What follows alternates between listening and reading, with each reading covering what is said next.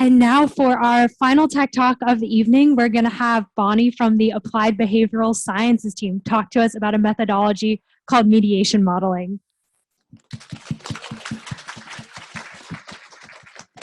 Right. Hello, everyone. I'm Bonnie. I'm a data scientist on the Uber's Labs team. We're also known as Applied Behavioral Science team. Today, I'm super excited to talk with you about mediation modeling at Uber. And this is my agenda for today. I will first start with giving you a quick introduction about my team, talk about who we are and what we do on the team.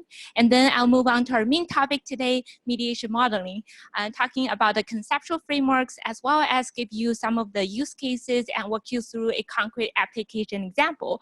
In the end, I will do a quick summary and we'll have time for questions and discussions. All right, first of all, about Uber's Applied Behavioral Science team. Who are we? We are a group of specialized data scientist team focusing on applying behavioral science insights and behavioral science methodologies to improve customer experience. Everybody on the team has a behavioral science background. We study areas like experimental psychology, cognitive neuroscience. Sorry, that went too fast. We study areas like experimental psychology, cognitive neuroscience, marketing, etc. I myself study marketing for my PhD, focusing on understanding consumer behavior. And I joined Uber a little bit over 2 years ago, and I've been really excited about what I do. So what we do as behavioral data scientists on the team, most of what we do fell into two major buckets: applying behavioral science insights and applying behavioral science methodologies. Now, let me explain what I mean by them.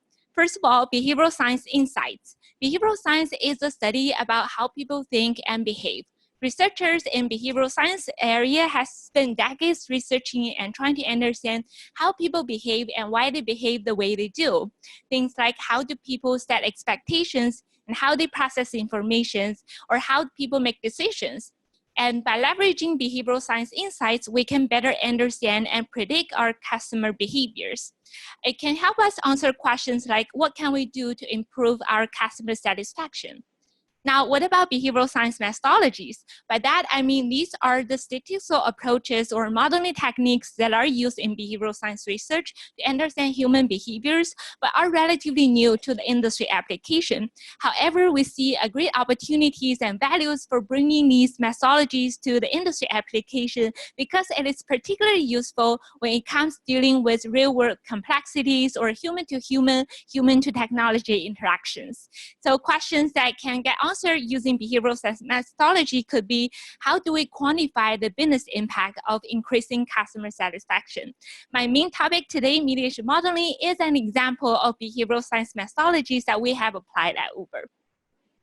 All right, now let's talk about mediation modeling. Maybe you will be wondering, what is it, why do we need it, and when should we be using it? So I would like to start with our problem statement.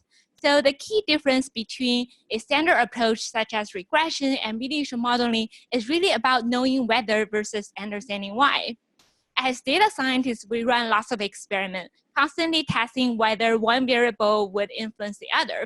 And most of the time, we may have some hypotheses about why they're related. For example, if we believe that giving new riders some trip discount on their first few trips can increase new rider retention rate, and with a standard analysis, we can test whether the treatment was effective or not. However, we won't be able to understand why. Is the treatment working or not working because of reduced trip fare, or is it because the promotion actually encouraged more users to use the app so that they become more familiar with the app, which in turn leads to the increase in new rider retention? So with mediation modeling, this is a useful tool for us to answer questions like that. And if multiple mechanisms are playing a role, which one is more important? So with mediation modeling, we can get insights into opening the black box between the treatment and our outcome variables and be able to answer these questions. And why do we want to know why? We want to know why because that helps us build better products for our users, because then we can understand the core mechanism that actually is driven the effect. So simply put, mediation modeling allows us to empirically test our underlying assumptions versus logically infer what may be happening there. This is a conceptual framework of a simple mediation model. By simple, I mean in this case, we only have one mediator. So in the mediation modeling, there are three key elements that we estimate here: our intervention variable, our mediator, and our outcome variable. Using the example that I just mentioned, the promotions that given to the new writers can be considered as our intervention variable, and writers' familiarity with the app can be considered as our mediator, and new writers' retention rate can be considered as outcome variable. So what exactly are we estimating here? In the mediation modeling, we estimate three key quantities. The first quantity is the total effect. That is just the total effect from the treatment on the outcome variable. So it would be the same effect as you would get in the standard analysis. That's just the total treatment effect. And then the mediation effect, which is what we are mostly interested in this context, is the impact from the intervention variable on the outcome variable that is specifically due to the path of the mediator that we specify. So in this case, it would be the impact from the promotion on the new writer retention rate that is because of the familiarity with the app versus anything else. So the direct effect is basically from the treatment to the outcome variable that doesn't go through this effect, doesn't go through the mediator. So conceptually speaking, you can think of what mediation modeling does is to break down the total treatment effect by cause, whether it is because of the familiarity with the app or whether it's something else. All right, after talk about this conceptual framework, let me walk you through some of the use cases so you get a better sense about when we may be interested in using mediation modeling. So first of all, as I mentioned, we can use mediation modeling to directly test our product assumptions. Suppose that we believe a promotion to our new writers can increase new writer retention rate exactly because of the reduced trade fair, then with mediation modeling, we can actually test this underlying assumptions. And the result will tell us whether it is indeed the case, and if so, how much of the treatment effect is mediated through the trade fair as opposed to other mechanisms such as familiarity with the app. And secondly, we can also use mediation modeling to compare multiple mechanisms. So mediation modeling can get more complicated, such as having multiple mediators. So suppose that we believe a new design in the Uber Eats app can influence Uber Eats orders through multiple mechanisms. For example, it could influence how much time people spend on making a decision. It could in fact affect how many restaurants that people view before they place the order. And when we have these multiple hypotheses and about what may be going on there, we can include them in the same mediation model, and the result can help us test. The model can help us test the mediation effect that goes through the treatment effect that goes through each of the mediators, and we can understand better about the relative importance of each mechanism, and that can help us iterate or build better products for our users. Next, mediation modeling can also be used to connect some intangible variables such as customer satisfaction with our business outcomes. As we all know, customer satisfaction is so critical to the success of a business. However, it is often difficult to quantify its business impact. Let's say we increase customer satisfaction, but how can we translate that number to the downstream business metrics? With mediation modeling, if we consider the satisfaction as our mediator and adding our downstream business metrics as outcome variable, we'll be able to connect these two and be able to answer questions like, if we can increase the satisfaction, can we in turn move our business metrics? And if so, by how much? Moreover, mediation modeling can also be a creative way of breaking down a long-term goal into some smaller intermediate steps. Suppose that we have a goal that is to increase long-term rider satisfaction with Uber.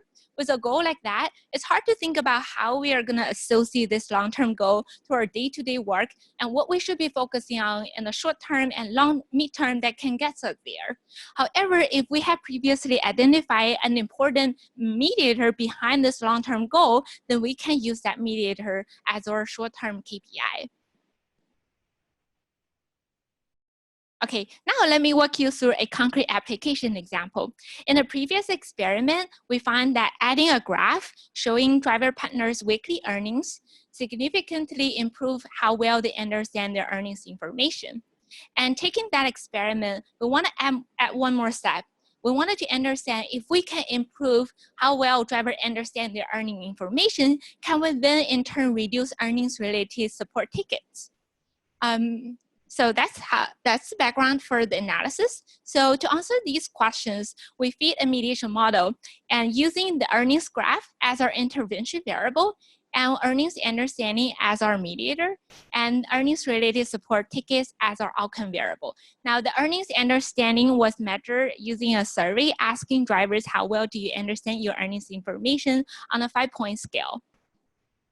And we also have included pre-experiment control variables such as drivers' previous earnings ticket and their previous experience with the app to control for potential confounders. In the end, we finish up the analysis by running some sensitivity analysis, that is to test how robust the results were against some unmeasured confounders.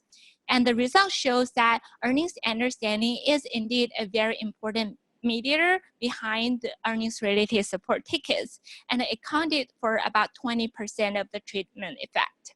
So with that information, we now understand it is very important to improve drivers' understanding about their earnings information as a way to make their experience more seamless. At the same time, we also recognize there are a lot of more opportunities to further leverage mediation modeling to uncover what the remaining effect is going to be for the remaining 80% of the impact. And that's what we are working on right now. And the result will help us inform our product roadmap. All right, now let's do a quick summary. So if there's one thing that you want to take away from this talk, just remember that mediation modeling is a useful tool to test whether, not only whether, but more importantly, why our product changes work or don't work. And use that information, we can then fine tune our product changes or make new ones that can really address the core behavioral mechanisms. I hope you're all excited about mediation modeling by now, but I also wanted to note that mediation modeling is only one of the many causal inference approaches that we have applied at Uber. Causal inference is an emerging area with a lot of excitement and opportunity and huge potentials. So we're also creating a causal inference community to raise awareness and utilization of causal inference across Uber as well as the industry. In the end, we also have written an inch blog post on mediation modeling. So if you're interested, please feel free to check that out.